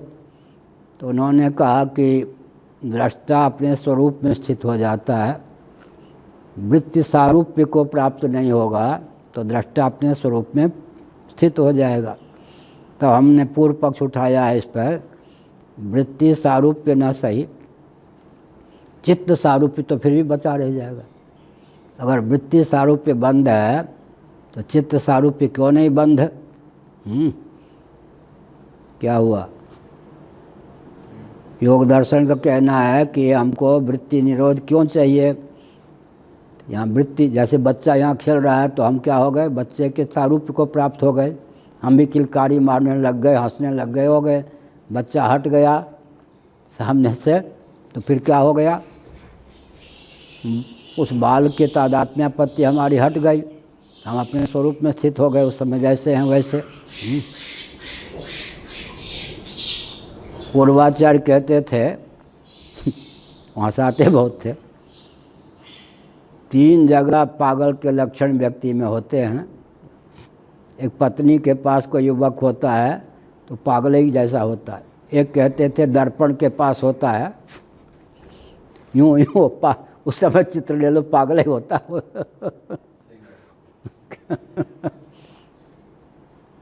एक कहते बच्चे को जब लाड प्यार कर ऊँ करता के उस समय पागल के लक्षण होता। बच्चे को दुलारते समय, पत्नी के समय और दर्पण के समय। हाँ, एक लीलौटी वाले बाबा थे ना, स्वामी विष्णुनाथ महाराज के शिष्य, उन्होंने जटा क्यों रख दी आपके समय मालूम है? तो वो उन्होंने बताया कि 45 मिनट उनको बाल संवारने में लगते थे बाबा होने के बाद। दर्पण सामने रख के ये कंघा, बाबा होने के बाद दाढ़ी ओढ़ी, तो सोचा कि रोज़ 45 मिनट हमारे लगते हैं तो बाबा इसीलिए हुए थे क्या फिर गृहस्थ ही रहते? स्वयं बताते थे वो। तो उन्होंने फिर अपने जटे रख ली अब कंघे की जरूरत नहीं, आप में मत रखना। मैंने एक बात कही तो क्या मतलब हुआ, तो हमने कहा कि बच्चा हट गया तो क्या हो गया, बाल सारूप्य की निवृत्ति हो गई। तो हमने प्रश्न उठाया, चित्तवृत्ति सारूप्य की विमुक्ति तो हो गई, चित्तवृत्ति सारूप्य नहीं, चित्त सारूप्य तो फिर भी रह गया। तो चित्त का स्वरूप यह है कि वृत्ति विनिर्मुक्त चित्त जो है वो चित्त सारूप्य को प्राप्त हो जाता है। कहाँ, भगवान शंकराचार्य, चित्तम चिदिति जानीयात् तकार रहितम यदा तकारो विषयाध्यास जपा रागो यथा मणौ। चित्त सारूप्य भी तो बंधन में है ना। चित्त सारूप्य माने चित्त के अनुरूप अपने आप को समझना। तो वृत्ति का निरोध हो जाने पर भी मैं चित्त नहीं हूँ, वृत्ति के माध्यम से मैं चित्त नहीं हूँ, ये भी ज्ञान चाहिए। लेकिन वृत्ति का निरोध हो जाने पर अपने आप जो चित्त है वो चित्त सारूप्य को प्राप्त हो जाता है। चित्त सारूप्य को नहीं प्राप्त होता, चित्त ही चित्त सारूप्य को प्राप्त हो जाता है। ये हुआ। ठीक है, तो अब बहुत ऊंची बात क्या है, सबसे ऊंचा जो फल है संसारी व्यक्ति उसी को कहते हैं क्या है, विद्यते हृदय ग्रंथि ब्रह्मविदाप्नोति परम। सबसे ऊंचा फल यही है ना। जो सबसे ऊंचा फल है उसी में फल बुद्धि नहीं होती संसारी व्यक्तियों की। फल बुद्धि उसी में होती है जो प्राप्त हो और नष्ट हो जाए। सबसे ऊंचा जो फल है उसी में फल बुद्धि संसारी व्यक्तियों की नहीं होती। घटपट आदि को जानने में प्रीति प्रवृत्ति होती है और सबका जो उद्गम स्थान ब्रह्म है उसको जानने में प्रीति प्रवृत्ति नहीं होती। यहाँ तक कि पदार्थत्वे च उसका अस्तित्व भी नहीं मानते। कदाचित वो है भी तो श्रुति का तात्पर्य नहीं हो सकता, श्रुति प्रतिपाद्य नहीं हो सकता ब्रह्म लो। जो सब कुछ है उसी में क्या है, जब सब कुछ है उसी में सत्यत्व बुद्धि नहीं होती। और जो सब कुछ है उसी में सत्यत्व बुद्धि नहीं होती और जिसके ज्ञान से जीवन सार्थक हो जाता है उसी में फल बुद्धि नहीं होती। परम फल में फल बुद्धि नहीं होती। सुखताल में बहुत वर्षों से नहीं गया, शिवालय है पूज्य स्वामी विष्णु आश्रम जी महाराज के आश्रम में। उसके पास एक पीपल का वृक्ष था, हो सकता अभी भी हो। और शाम का नियम था कि आरती होगी तो उसमें दंडी स्वामी जितने हैं सब उपस्थित होंगे, बीमार उमार नहीं है तो। दिन की आरती में सम्मिलित ना हो तो कोई बात नहीं, शाम को होना ही है। उसके बाद लगभग आध घंटे नारायण आश्रम जी महाराज, विष्णु आश्रम जी के सगे भाई और दंडी स्वामी भी, तो वो कुछ कीर्तन उर्तन कराते थे, वहाँ लोग होते थे या और कोई संत आए तो मैं सुखताल में बहुत रहता था एक महीना। तो मैंने देखा कि दंडी स्वामी उन दिनों जो थे प्राय 70-75 के, किसी को कम दिखे किसी को यूं करके दिखे। तो वहाँ पीपल के पेड़ पे मधुमक्खियों ने छाता लगा रखा था और जो मंदिर के जहाँ पर द्वार अंदर भगवान होते हैं तो द्वार पे के ऊपर बल्ब लगा था। तो मधुमक्खियाँ मधु को छोड़ करके, छाते को छोड़ करके वहाँ प्रकाश को छूने के लिए दौड़ती, गिर पड़ती, छटपटाती, कई दंडी स्वामियों के पांव से कुचल जाती। तो मैं तो भगवान का दर्शन करने गया था सबके साथ, आरती में सम्मिलित होने। मेरा तो दिमाग बचपन से दार्शनिकों जैसा है। वो भूमि भी उन दिनों दार्शनिकों की ही थी। एक बार मैं अच्छा ये पहले कह दूं, तो मैंने सोचा कि ये क्या बात है, इन मधुमक्खियों को मधु सुलभ है, मधु इन्होंने बनाया है, उसको छोड़ के ये प्रकाश पर इतने दीवाने हैं, मर रही हैं, ऐसे छटपटा रही हैं। आग तो है नहीं सीधे, वो विद्युत का बल्ब से प्रकाश निकल रहा है, छूते हैं, दंडी स्वामी के पाँव से कुचल रही हैं। अगर ये सचमुच में प्रकाश के प्रेमी हैं तो रात बीतने पर सूर्य भगवान का जब उदय होता तो वहाँ जाने का प्रयास क्यों नहीं करती। संपाति के समान गति हो या ना हो, वहाँ उड़ने का प्रयास करें तो वही निष्कर्ष निकला, रे अल्प जो प्रकाश है वही इनके आकर्षण का केंद्र है। प्रकाश पुंज सूर्य की ओर नहीं जा सकती। हो गए ना दृष्टांत, बढ़िया। फिर एक बार दंड लेके अकेले घूमने जा रहा था। ये राम जानकी मंदिर है परिक्रमा मार्ग में, वहाँ पहुँच गया। प्रायः वहाँ के जितने संत थे वैष्णव लोग सुबह प्रवचन नहीं सुनने आते थे, वहाँ वेदांत का होता था, उड़ियाबाजी के यहाँ भक्ति पर में बोलता था, सब हमारे श्रोता थे। घूमने जा रहा था, घूमना उमना बंद हो गया, पागल के समान दंड लेके मैं खड़ा हो गया। एक कौन कुम्हार जाति के बाबा थे, महात्यागी आश्रम रेलवे लाइन पर, उनके उस पे हाथ से लिखा हुआ था नीले अक्षरों में महात्यागी। अब मैं वहाँ खड़ा होकर महात्यागी कौन हो सकता है, मरने वाला या घर छोड़ के सन्यासी होने के लिए भगने वाला, इस पर विचार कर रहा हूँ। बिल्कुल खड़ा हूँ। देश लोग से कोई देख नहीं रहा था, सब हमको जानते थे। बिल्कुल चलना फिरना बंद। तो वह कि मरने वाले की अपेक्षा घर छोड़कर भगने वाले, बाबा होने के लिए जाने वाले का बाहर से त्याग कम होता है। मरने वाला तो शरीर का भी त्याग करेगा तब मरेगा। जननी जनक बंद सुत दारा तन धन भवन सुहृद परिवारा। शरीर छोड़े बिना तो भगेगा ना, चाहे सुखदेव जी हो या कोई भी हो बाबा होने के लिए। बाहर से त्याग का क्षेत्रफल बाबा का अधिक हुआ या उसका, मरने वाले का। लेकिन त्यागी गई वस्तु के मुँह के प्रति राग बना रहता है। सब त्याग पर उसका भी फल अच्छा है। धोखे से भी त्याग हो जाए तो उसका फल अच्छा है। पूर्व जन्म में कोई ना कोई शरीर में तो हम लोग रहे होंगे। मान लो कोई गृहस्थ रहा होगा तो पूर्व जन्म की पत्नी, पूर्व जन्म के बच्चे, कुछ मकान, कुछ भी याद है। तो अनिच्छन्नपि त्याग हो जाए तो उसका फल यह है यानी शांति से बैठे। इस जीवन के शिष्य जिसके जो है चेले पत्नी ये सब, उस जीवन के कोई याद है? धोखे में भी अनिच्छन्नपि त्याग हो जाए तो उसका लाभ हुआ या नहीं? लाभ हुआ कि पूर्व जन्म के कोई रिश्तेदार नातेदार, कुछ धन वैभव, कुछ का पता नहीं है। तो मरने वाले का त्याग का क्षेत्रफल अधिक होता है त्याज्य वस्तु का, परंतु त्यागी गई वस्तुओं में राग बना रहता है। यहाँ घर छोड़कर भागने वाला शरीर को लेकर ही भले भगने के लिए बाध्य हो, लेकिन राग नहीं है तो इसके त्याग का अंतर्निहित बल इतना होता है कि मुक्त हो जाता है। राग, ये तो राग भी त्याग देगा। शरीर में रहते हुए शरीर के प्रति और जिन सबको त्याग करके बाबा बना उनके प्रति, जब ये पहले ही पूरे हो गए तो फिर चलने लग गया, घूमने लग गया। तो 5 मिनट और।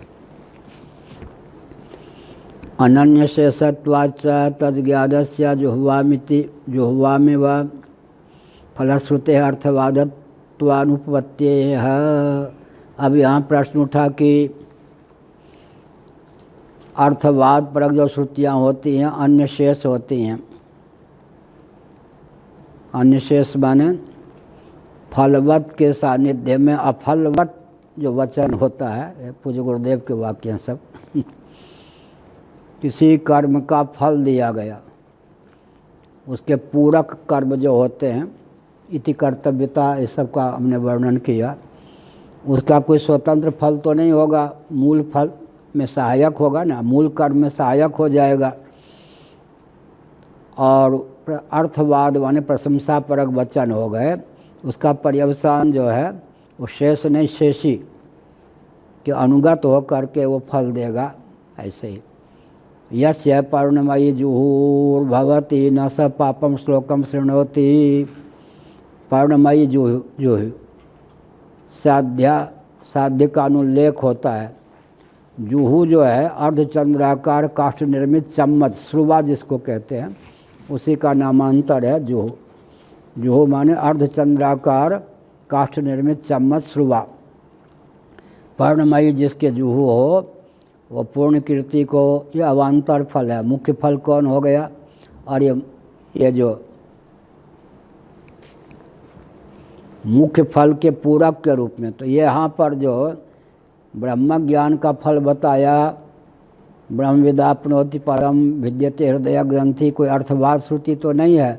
कहते अर्थवाद श्रुति नहीं है, ये मूल कोई शेष कोटि के अर्थवाद श्रुति नहीं है। अनन्य शेषत, अन्य का शेष नहीं है। अनन्य शेषत्वाच्च तद ज्ञानस्य जुह्वा में भी फलश्रुते अर्थवाद अनुपत्ति ही, अर्थवाद परक श्रुति नहीं है, इसका मतलब किसी अन्य का शेष नहीं है। बहुत बढ़िया शंकराचार्य महाभाग ने ईशावास्योपनिषद के भाष्य के प्रारंभ में लिखा। हमारे पूज्य गुरुदेव भाष्य की उस पंक्ति पर लट्टू होते थे। कौन सा पेज था? हाँ 85 था। तो वहाँ कहा गया है यजुर्वेद का 40वां अध्याय ही तो ईशावास्योपनिषद है। ईशावास्यमिदग्वम सर्वम। भगवान शंकराचार्य महाभाग ने एक प्रश्न उपस्थापित किया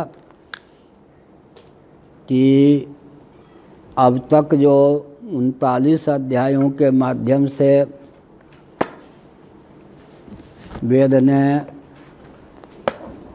जिस प्रतिपाद्य विषय का प्रतिपादन किया, तो उन अध्यायों का नाम उपनिषद ना होकर इस 40वें अध्याय का नाम उपनिषद क्यों हो गया? उन्होंने उत्तर दिया कि इन मंत्रों का, ईशावास्यम आदि मंत्रों का कर्मों में विनियोग नहीं है, कर्मों में ये विनियुक्त नहीं है।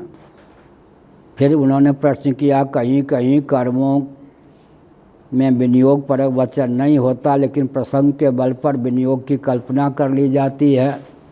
उसका उत्तर शंकराचार्य जी ने दिया, जिस स्तर के आत्म तत्व का वर्णन यहाँ पर है वो कर्ता भोक्ता हो ही नहीं सकता, निरुपाधिक आत्म तत्व का।